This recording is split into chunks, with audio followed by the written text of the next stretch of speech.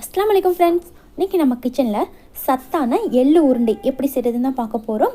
ரொம்ப ஈஸியாக வெறும் 2 பொருட்களை வச்சு சத்தான எள்ளு உருண்டை நம்ம ப்ரிப்பேர் பண்ணலாம். இது வரைக்கும் தமிழ் ஃபன் சேனலை சப்ஸ்கிரைப் பண்ணாத நண்பர்கள் சப்ஸ்கிரைப் பண்ணிக்கோங்க. அப்படியே பக்கத்தில் இருக்கிற பெல் பட்டனை கிளிக் பண்ணிவிட்டு ஆளுங்கிற ஆப்ஷனையும் கிளிக் பண்ணிக்கோங்க. எள்ளு உருண்டை பண்ணுறதுக்கு நம்மளுக்கு 2 பொருள் இருந்தால் போதுங்க. எள்ளு, வெல்லம், இந்த 2 பொருளை வச்சு ஈஸியாக ப்ரிப்பேர் பண்ணலாம். அதுக்கு 1 கப் அளவுக்கு எள்ளும் 3/4 கப் அளவுக்கு நல்லா பொடியாக தட்டிட்டு அளந்து எடுத்த வெல்லமும் எடுத்து வச்சுக்கோங்க.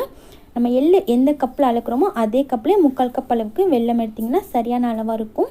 இப்போ நம்ம ஃபஸ்ட்டு எள்ளை சுத்தம் பண்ணி எடுக்கணுங்க. எள்ளில் பார்த்திங்கன்னா நிறையா குட்டி குட்டியாக மண் கல்லெல்லாம் இருக்கும். அதை நம்ம சுத்தம் பண்ணிவிட்டு செய்யும்போது தான் சாப்பிட்றதுக்கு நல்லாயிருக்கும். இல்லைனா வாயில் மண் நறுன்னு இருக்கும், சாப்பிட முடியாது. அந்த காலத்தில் பெரியவங்கள்லாம் பார்த்திங்கன்னா தண்ணியில் போட்டு அரிச்சிட்டு அதில் இருக்க கல் மண்ணெல்லாம் சுத்தம் பண்ணி எடுத்துருவாங்க.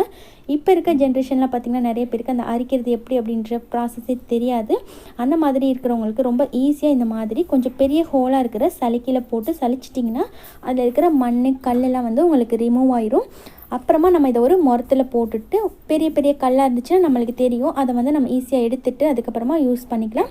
இந்த மாதிரி எள்ளு கொஞ்சமாக போட்டு பெரிய ஹோலாக இருக்கிற சலிக்கையில் போட்டு சலித்து எடுத்துருங்க. இது பிகினர்ஸ்க்குலாம் ரொம்பவே ஈஸியான மெத்தடாக இருக்கும். இந்த மாதிரி ஒரு 2-3 நிமிஷம் போட்டு இதை நல்லா சலிச்சிங்கன்னா அதில் இருக்க குட்டி கல் மண் எல்லாமே உங்களுக்கு வந்துடும்.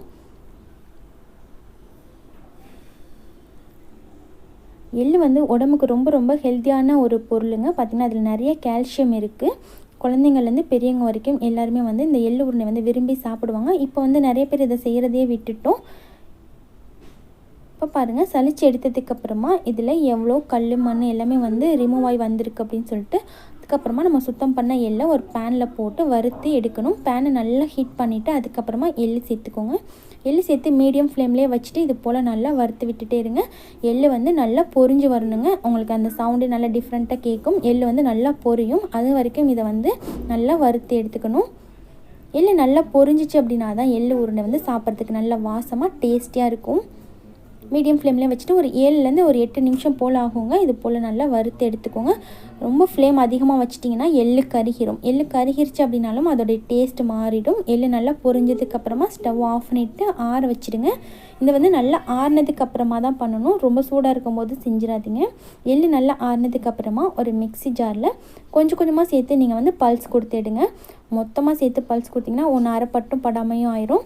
இதை லைட்டாக தான் பல்ஸ் கொடுக்கணும். அதே சமயம் ரொம்ப நைஸாகவும் அரைச்சிடாதீங்க. அதுலேருந்து எண்ணெய் ரிலீஸ் ஆகி எள்ளு உருண்டையோட டேஸ்ட்டே மாறி போயிடும். இது கொஞ்சம் குறப்பாக இருக்கிற மாதிரி லைட்டாக 2 பல்ஸ் மட்டும் கொடுத்து எடுத்துட்டிங்கன்னா கரெக்டாக இருக்கும். பாருங்கள், இந்த மாதிரி தான் இருக்கணும். அதிகமாக போட்டு நீங்கள் பல்ஸ் கொடுத்துட்டிங்கன்னா அதில் இருக்க எண்ணெய்லாம் ரிலீஸ் ஆகி ரொம்ப நைஸ் ஆகி நம்ம எள்ளு உருண்டையோட டேஸ்ட்டே சுத்தமாக மாறி போயிடும். இந்த மாதிரி 2 பல்ஸ் கொடுத்து எடுக்கும்போது பார்க்கும்போது உங்களுக்கு நல்லா உதிரியாக இருக்கும். அதே சமயம் எள்ளு 1-2 உடைப்பட்டு இருக்கும். இப்போ எள்ளு நல்லா உடச்சி எடுத்ததுக்கப்புறமா அதே மிக்ஸி ஜார்லேயே நம்ம எடுத்து வச்சுருக்கிற வெல்லத்தையும் சேர்த்துக்கோங்க. நம்ம வெல்லத்தை ஏற்கனவே தட்டி தான் எடுத்து வச்சுருக்கோம். ஸோ நிறைய பேர் நினைப்பீங்க இதை தட்டின வெல்லத்தை அப்படியே சேர்த்தா என்ன அப்படின்னு சொல்லிட்டு. அந்த மாதிரி சேர்க்கும்போது உங்களுக்கு உருண்டை பிடிக்க வராது.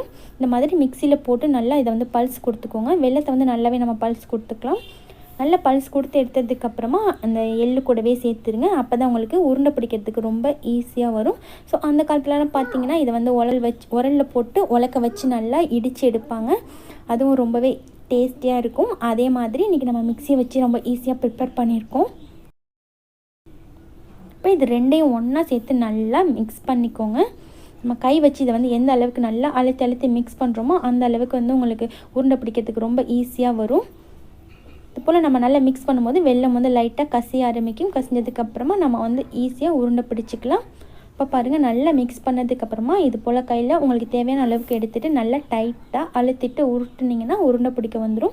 சப்போஸ் நீங்கள் பிகினர்ஸாக இருக்கீங்க, ஃபஸ்ட் டைம் பண்ணும்போது உங்களுக்கு பர்ஃபெக்டாக வரல அப்படின்னா இது கூட நீங்கள் 1 டேபிள் ஸ்பூன் அளவுக்கு நல்லெண்ணெயை நல்லா சூடு பண்ணிவிட்டு இதில் சேர்த்துருங்க. நல்லெண்ணெய் சூடு பண்ணி ஒரு ஸ்பூன் வச்சு இதை நல்லா மிக்ஸ் பண்ணி விட்டுட்டு அதுக்கப்புறமா உருண்டை பிடிச்சி பாருங்கள். அதுவும் ரொம்ப ஈஸியாக பிகினர்ஸ்க்கு அது ரொம்ப ஈஸியாக வரும். இல்லை அப்படின்னா உங்களுக்கு நார்மலாக இந்த வெல்லமும் எள்ளும் மட்டும் சேர்த்துட்டு நீங்கள் உருண்டை பிடிச்சிக்கலாம். பர்ஃபெக்டான எள்ளு உருண்டை உங்களுக்கு கிடைக்கும். ரொம்ப ஈஸியான மெத்தடு, ரொம்ப டேஸ்டியாக இருக்கும். எள்ளு பார்த்திங்கன்னா உடம்புக்கு ரொம்பவே நல்லது. இளைச்சவனுக்கு எள்ளு கொளுத்தவனுக்கு கொள்ளு அப்படின்னு சொல்லிட்டு ஒரு பழமொழி கூட சொல்லுவாங்க. இளைச்ச உடம்பு இருக்கிறவங்க எள்ளு உருண்டை சாப்பிட்டா உடம்பு தேறி வந்துடுவாங்க அப்படின்ட்டு சொல்லுவாங்க. ஸோ அந்த சத்தான எள்ளு உருண்டை ரெசிபி நீங்களும் செஞ்சு பாருங்கள். இந்த வீடியோ உங்களுக்கு பிடிச்சிருந்துச்சுன்னா லைக் பண்ணிவிட்டு உங்கள் ஃப்ரெண்ட்ஸ் கூடவே ஷேர் பண்ணிக்கோங்க. தேங்க்யூ.